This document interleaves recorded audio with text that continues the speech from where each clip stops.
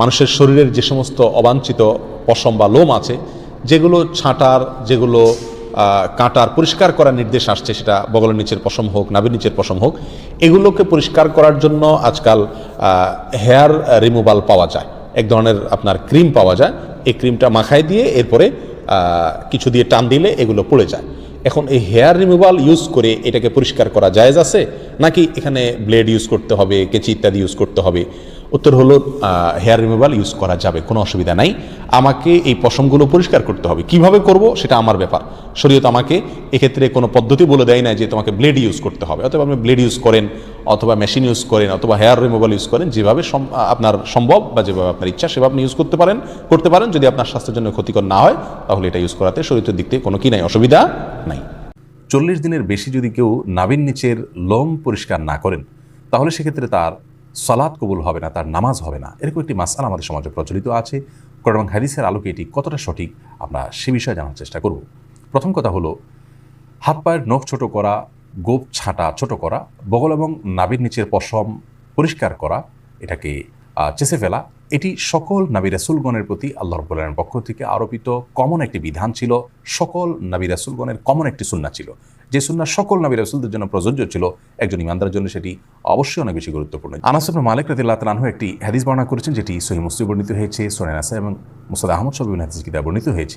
সেখানে তিনি বলেছেন যে রাসূল আকরাম সাল্লাল্লাহু আলাইহি ওয়াসাল্লাম আমাদেরকে এই কাজগুলো করবার জন্য, অর্থাৎ হাত পায়ের নখ ছোট করা, গোপ ছোট করা, বগল এবং নাভির নিচের পশম পরিষ্কার করা, চাঁচা, এই কাজের জন্য তিনি আমাদেরকে সময়সীমা নির্ধারণ করে দিয়েছেন 40 দিন। অর্থাৎ 40 দিন পর্যন্ত কেউ যদি বিলম্ব করেন তাহলে সেটি জায়েজ আছে। যদিও এত বেশি বিলম্ব না করে প্রতি সপ্তাহে একবার পরিচ্ছন্ন করতে পারে সেটি উত্তম, ভালো কাজ। যত বেশি পরিষ্কার রাখা যায় এগুলো ততই ভালো। কিন্তু যদি কেউ বিলম্ব করতে চান তাহলে সেক্ষেত্রে তিনি এগুলো না চেষে না কেটে সর্বোচ্চ 40 দিন পর্যন্ত থাকতে পারবেন। 40 দিনের পর যদি তিনি না কেটে থাকেন তাহলে সেটি তার জন্য গুনাহের কারণ হবে। সে কারণে তিনি আল্লাহর কাছে পাপী হিসাবে বিবেচিত হবেন। কিন্তু এর কারণে তার সালাত হবে না, তার নামাজ কবুল হবে না, এরকম কোনো কথা হাদিসের কোথাও বলা হয়নি। সালাত বা নামাজ বিশুদ্ধ হওয়ার সম্পর্ক হলো সালাতের যে শর্ত আছে সেই শর্তগুলো তিনি সঠিকভাবে আদায় করেছেন কিনা এর উপর নির্ভর করে। যার কারণে সালাতের শর্ত যদি সঠিকভাবে আদায় করে থাকেন, ফরজগুলো সঠিকভাবে আদায় করে থাকেন, তাহলে সালাত বিশুদ্ধ হবে। যদিও তার নাভির নিচের লোম তিনি অপরিষ্কার রাখেন, নখ বড় রাখেন, এগুলো করা সত্ত্বেও তার সালাত আদায় হয়ে যাবে। কিন্তু এগুলোকে তিনি বড় রাখবার কারণে, ছোট না করার কারণে, সময়মতো না চাষবার কারণে, 40 দিনে বেশি অপরিচ্ছন্ন রাখবার কারণে তিনি একটি গুনাহে লিপ্ত হলেন, সেটি সম্পূর্ণ ভিন্ন বিষয়। আল্লাহর বলে আমাদের সকলকে সব ক্ষেত্রে রাসূল আকরাম সাল্লাল্লাহু আলাইহি ওয়াসাল্লামের সমস্ত দিক নির্দেশনাগুলোকে মেনে চলার তৌফিক দান করুন। চুল ও নখ কাটার পর তা টয়লেটে ফেললে গুনাহ হবে কিনা? ভাই তুহিন, আমাদের শরীরের চুল, নখ ইত্যাদি কেটে সেটা যদি আমরা টয়লেটে বা ওয়াশরুমে ফেলে দিই তাহলে তার কারণে গুনাহ হবে না, কিন্তু কাজটি অনুত্তম, মানে ভালো নয়।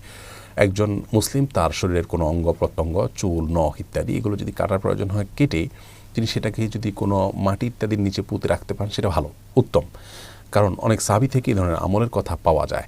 কিন্তু যদি কেউ এটা করতে না পারেন, বরং ডাস্টবিনে বা অন্য কোথাও ফেলে দেন, তাহলে এই ফেলার কারণে তিনি গুনাহগার হবেন না, পাপী হিসাবে বিবেচিত হবেন না, বড়জোর উত্তম কাজ করেননি। এটি যেহেতু মানুষের শরীর, আল্লাহ রাব্বুল আলামিন মানুষকে সম্মানিত করেছেন, মর্যাদা দিয়েছেন, এই জন্য চুল, নখ এগুলো তার অঙ্গ, তো এই অঙ্গকে অসম্মানজনক জায়গায় না ফেলাটা উচিত, উত্তম। বাট যদি কেউ ফেলেন তাহলে বড় কোনো গুনাহগার হয়েছেন এমনটি বলার কোনো সুযোগ নেই।